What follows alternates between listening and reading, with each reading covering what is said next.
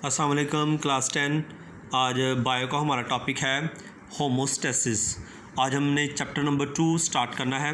तो ये जो चैप्टर है ये इंतहाई इम्पॉर्टेंट है। इसमें से जो शॉर्ट क्वेश्चन है वो तकरीबन 3 के करीब शॉर्ट क्वेश्चन आते हैं और जो लॉन्ग क्वेश्चन है वो एक लॉन्ग क्वेश्चन इसमें से आता है और 2 MCQs आते हैं। आज हम सिर्फ इसके जो है ना डेफिनेशंस कुछ करेंगे, 4 डेफिनेशंस है ये करेंगे। तो जो पहली डेफिनेशन है वो है होमोस्टेसिस। होमोस्टेसिस का मतलब क्या है कि बाहर जैसे मर्ज़ी हालात हों, आपके अंदर के हालात जो है ना वो ठीक होने चाहिए। मतलब कि बाहर जितना मर्ज़ी टेम्परेचर हो, आपके अंदर का जो टेम्परेचर है वो 37 ही होना चाहिए। अगर बहुत ज़्यादा सर्दी है तो बाहर टेम्परेचर 2, 3 या 0 तक भी होता है, लेकिन बॉडी का टेम्परेचर 37 ही होना चाहिए। या बहुत ज़्यादा गर्मी में बाहर का टेम्परेचर अगर 48, 49 है, लेकिन बॉडी का टेम्परेचर 37 ही होना चाहिए। तो वो प्रोसेस जिस प्रोसेस से हम अपनी बॉडी का टेम्परेचर या बॉडी की इंटरनल कंडीशन को मेंटेन करते हैं इज़ कॉल्ड होमोस्टेसिस। मैं फिर बताता हूँ कि ये वो प्रोसेस होता है जिसमें हम अपनी बॉडी की इंटरनल कंडीशन को मेंटेन करते हैं। बाहर के जो एनवायरनमेंट में जो मर्ज़ी चेंज आता रहे, जो मर्ज़ी तब्दीली आती रहे, अंदर वाला जो आपका कंडीशन है वो जब मेंटेन होगा तो उस प्रोसेस को कहते हैं होमोस्टेसिस। जैसे यहाँ भी लिखा हुआ है, होमोस्टेसिस में be defined as a maintenance of internal condition of body at equilibrium despite change. सवाल इसका कि जो मर्जी चेंज हो in the external environment.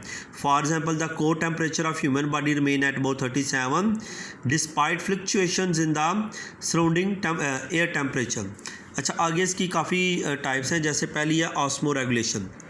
Osmo regulation का मतलब होता है कि अपनी बॉडी के अंदर वाटर और सॉल्ट दोनों की अमाउंट को मेंटेन रखना।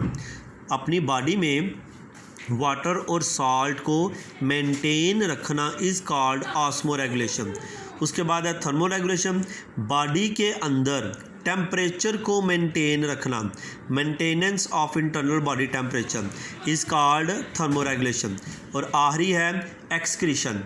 एक्सक्रीशन ये वो प्रोसेस होता है जिसके ज़रिए से हम अपनी बॉडी से वेस्ट मटेरियल को एलिमिनेट करते हैं ताकि हमारी इंटरनल बॉडी कंडीशन मेंटेन रहे।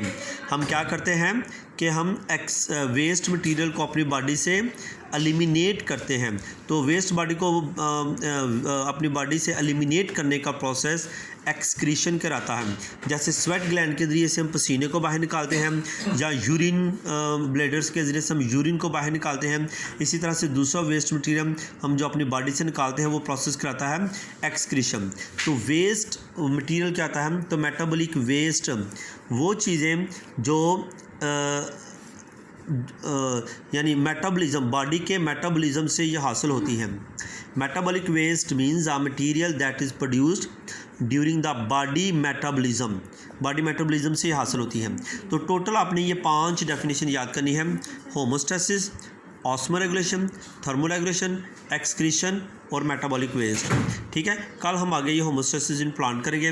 तो ये वाली आपने याद रखनी। किसी भी चीज़ की अगर समझ आए तो आप पूछ सकते हैं। अस्सलाम वालेकुम।